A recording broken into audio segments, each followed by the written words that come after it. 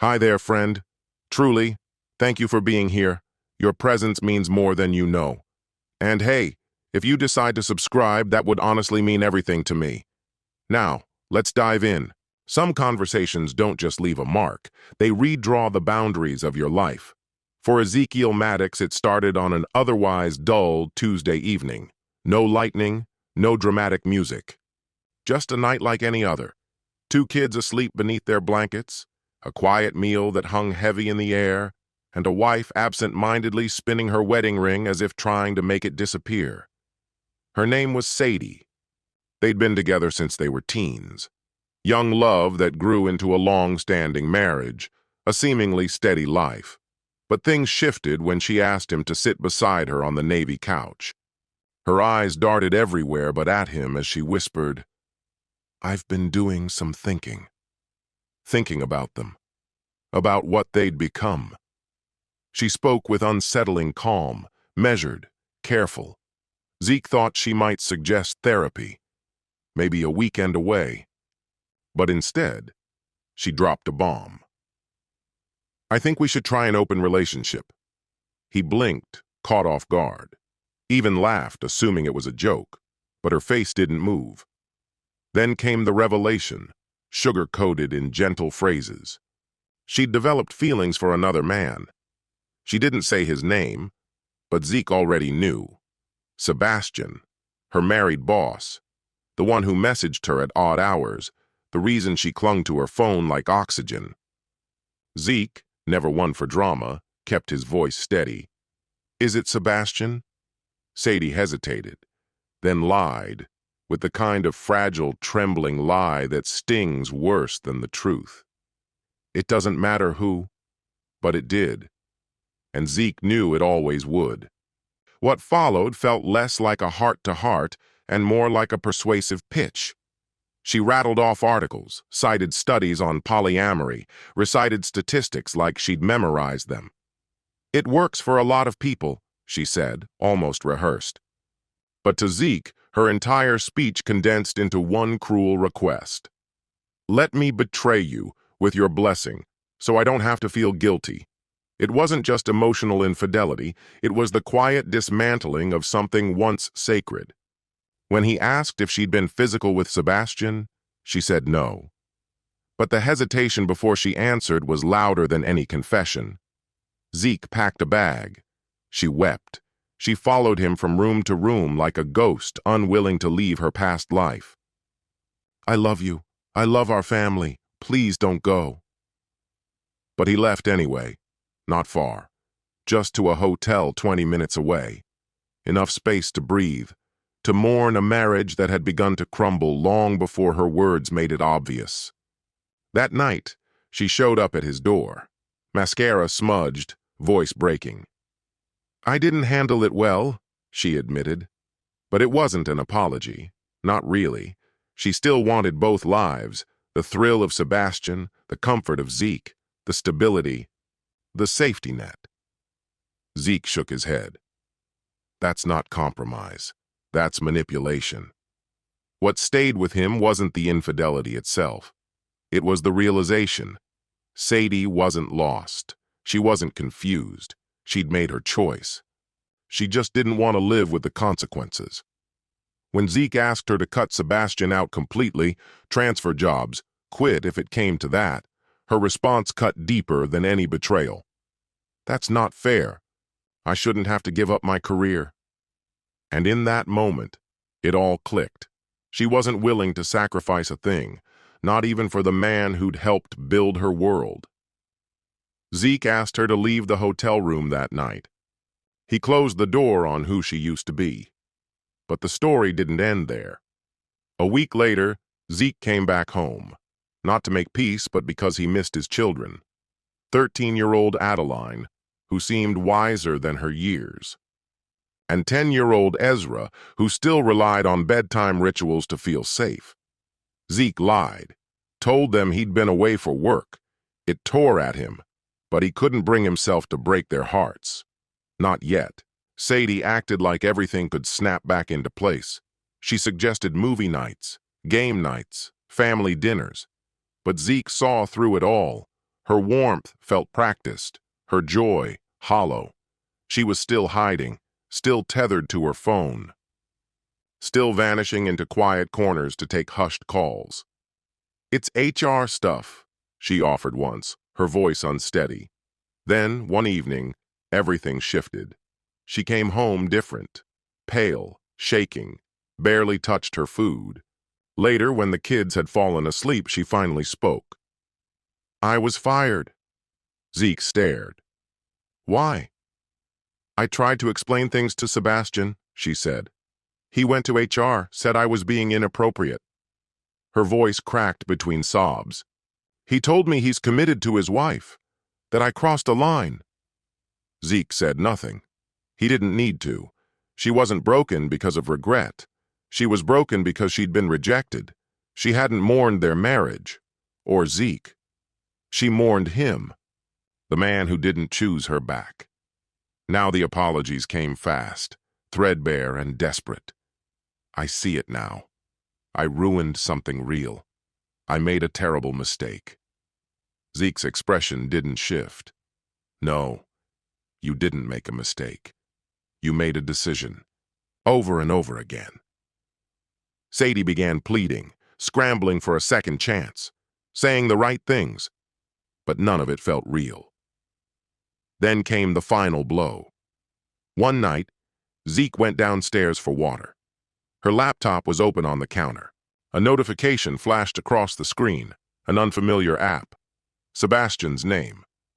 Zeke hesitated, but his gut already knew. He clicked. There were messages, dozens, no, hundreds, weeks' worth. Paragraphs from Sadie, emotional, pleading. "Can we talk? I need closure. I still think about you." Sebastian's replies were curt, distant, final. "Please stop. This is inappropriate. Don't contact me again." Zeke took screenshots, not for revenge, but for clarity, for proof. So he'd never again question what he knew. He found her brushing her teeth. "We need to talk." He showed her the messages. She broke. Finally. Emotionally crushed. "I was desperate," she murmured. "I needed closure." "No," he replied, calm, certain. "You needed to feel wanted, and you were still lying, even while pretending to fix what you'd already destroyed." She had no answer. "I'm filing for divorce." Sadie stood frozen. A woman who'd once believed she could have it all, her affair, her marriage, her safety, now realizing she was left with none of it. She sat on the bed, speechless, as if it had never occurred to her that Zeke would actually leave.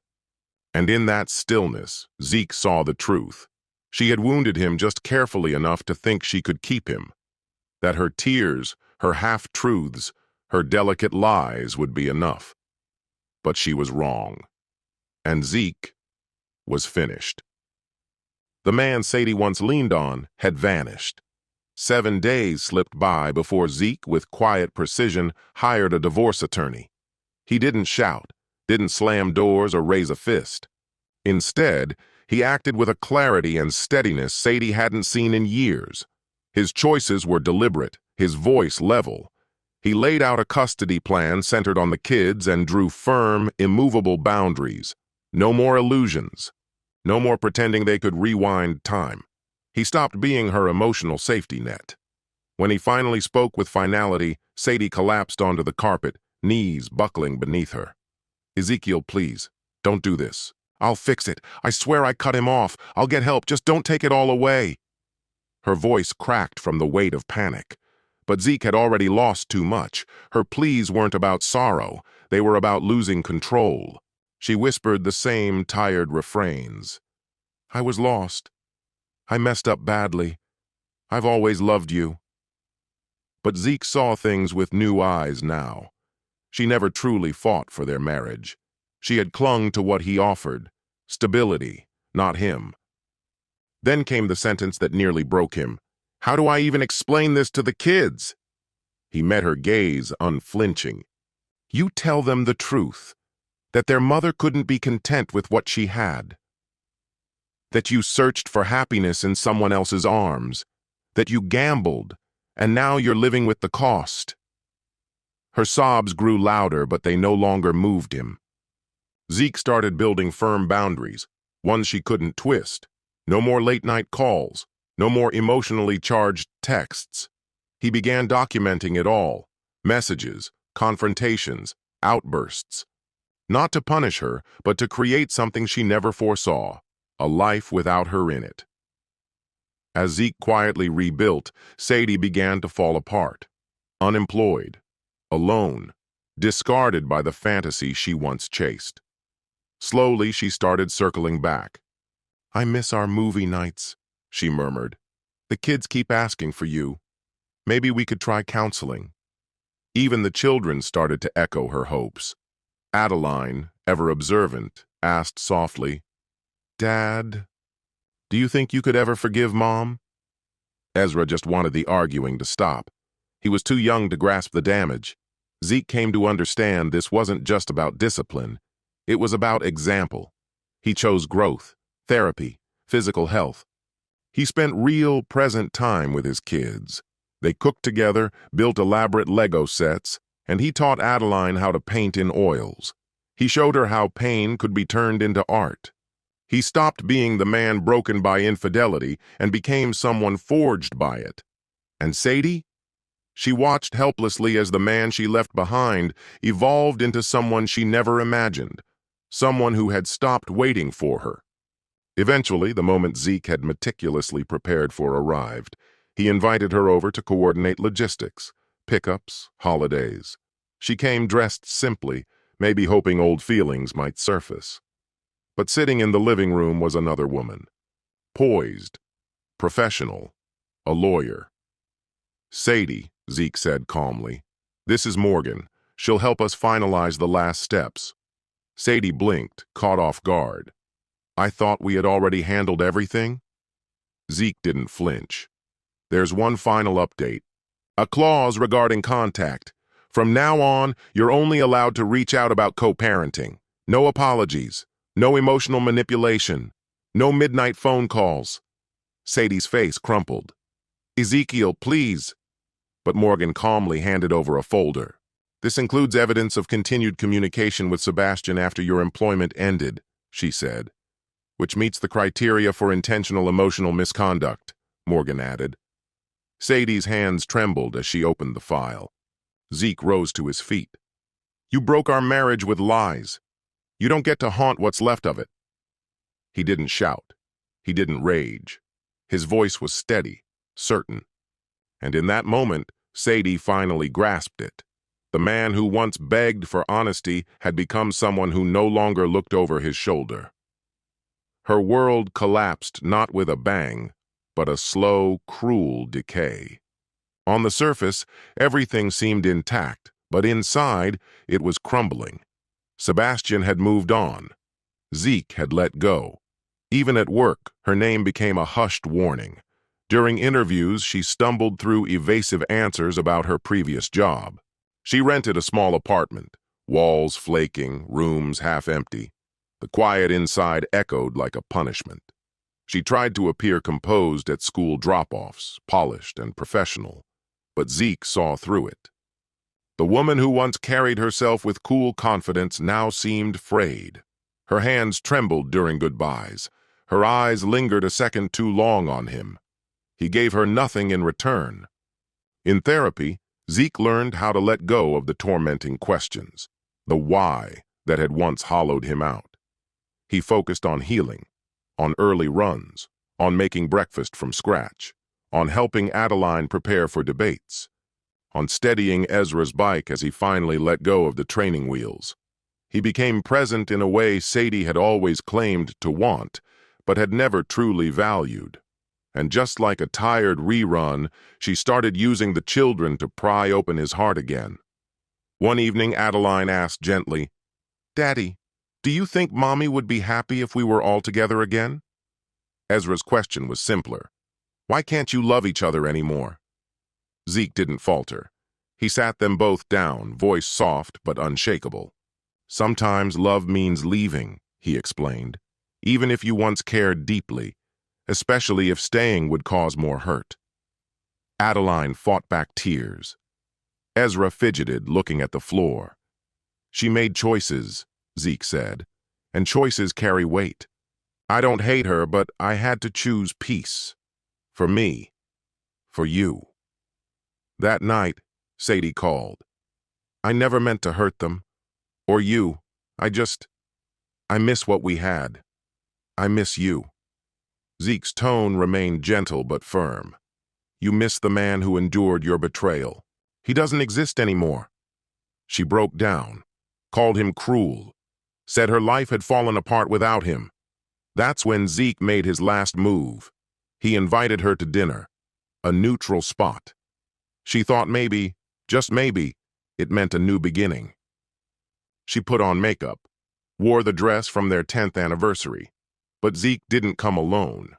At his side was Elise, warm, grounded, confident.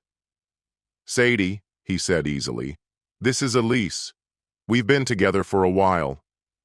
Sadie paled. You're seeing someone? He nodded. I waited. I gave you time. But you made your choice. Now I'm making mine. She stood abruptly, muttered an excuse, and left, visibly shaken. Elise turned to him. Was that too much? Zeke shook his head. No. That was necessary.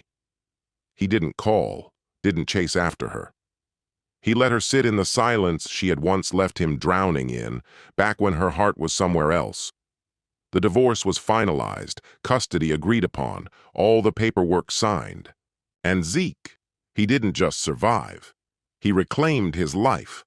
True liberation never came with signatures or stamps. It arrived the moment Zeke let go of the hope for an apology that could never carry the weight he had placed upon it. Sadie fell apart before she could rebuild. The months immediately following the divorce were steeped in grief and disorientation. She'd reach out to Zeke at unpredictable hours, leaving tear-filled voice memos filled with nostalgia, memories of shared dinners and bedtime routines. Sometimes, she'd attach Adeline's artwork or Ezra's school updates, as though these fragments of family life could undo the damage her decisions had inflicted. Zeke never denied her access to the kids, but his replies were confined strictly to parenting matters. No comfort, no cracks in his resolve, just clear, unwavering limits. Eventually, Sadie stopped trying when it became clear her messages vanished into an intentional void, a silence she had helped create. Gradually, she secured employment. Nothing glamorous, just a steady role at a shipping company. She kept her head down, sought no praise, and began to grasp the quiet weight of owning her actions. Meanwhile, Zeke was evolving into the man Sadie once insisted he could never become. He found his way back to writing, starting with private journal entries, raw reflections on heartbreak, love, and betrayal. That led to short stories. At his therapist's encouragement, he published them online under an alias. His stories focused on people who gave too much, and what became of them when they finally chose to stop. The reception was enormous. Readers responded in droves. His inbox overflowed with letters from strangers. One woman wrote, "Your words helped me walk away from someone who never truly valued me." It was the first time Zeke had cried since the night Sadie brought up the idea of opening their marriage. All the while, the children were finding their own ways to heal. Ezra constructed sprawling cities out of Legos that took over his bedroom floor. Adeline's drawings began dark and intense, but gradually shifted to lighter tones, as though hope had found its way back into her hands. Therapy helped, but more than that, it was Zeke's unwavering, quiet presence that made the difference. One evening, Adeline stood hesitantly in his doorway. "Daddy?" He clicked off his bedside lamp. "What is it, honey?" She lingered in the frame, fingers twisting the cord of her hoodie. "Do you still love Mom?" He took a moment before replying. "I love the part of her that gave me you and Ezra. But not all love is meant to stay." She didn't say anything, just nodded thoughtfully. In that quiet pause, Zeke realized she wasn't simply curious. She was trying to understand what love should be. For the first time in a long while, he felt something deeper than relief. He felt proud, not just for surviving, but for giving his children a blueprint for recovery. With time, Sadie adjusted. The hints at reconciliation stopped. She followed schedules, kept her messages neutral. Zeke could see the weight she carried, and while a flicker of empathy stirred in him, he never once considered returning to what once was. Then, almost a year to the day after their divorce, an unexpected email appeared in Zeke's inbox. It was from Sebastian. The tone was formal, measured. "Mr. Maddox, I know this past year must have been incredibly painful. I want to express my regret. Hurting you was never my intention. I hope you've found your peace." Zeke didn't answer. Not out of bitterness, but because he no longer needed anything from Sebastian. Not an apology. Not even guilt. His triumph hadn't come through revenge or dramatic revelations. It came from a life rebuilt, quietly, purposefully. He had become the man Sadie had doubted, and the one Sebastian could never rival. That summer, Zeke sat on the front steps, watching Ezra dash beneath a sprinkler's arc, while Adeline painted a sunset in soft watercolors. He looked at them, then at the horizon glowing with gold. He felt no desire to return to Sadie. What he had reclaimed was far more precious, a restored sense of self. And that, dear reader, brings our story to a close. If this narrative touched you, we invite you to share your thoughts in the comments. Thank you for joining us. Until next time, take care.